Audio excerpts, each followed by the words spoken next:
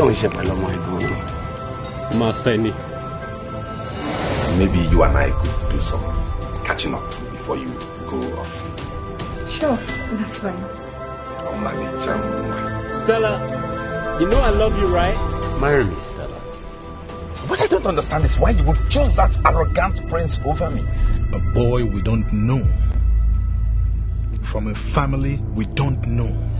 So fẹ́ kí ààrẹ kan jókòó tiẹ̀ lórí àga ọba gẹ́gẹ́ bí olórí ẹni.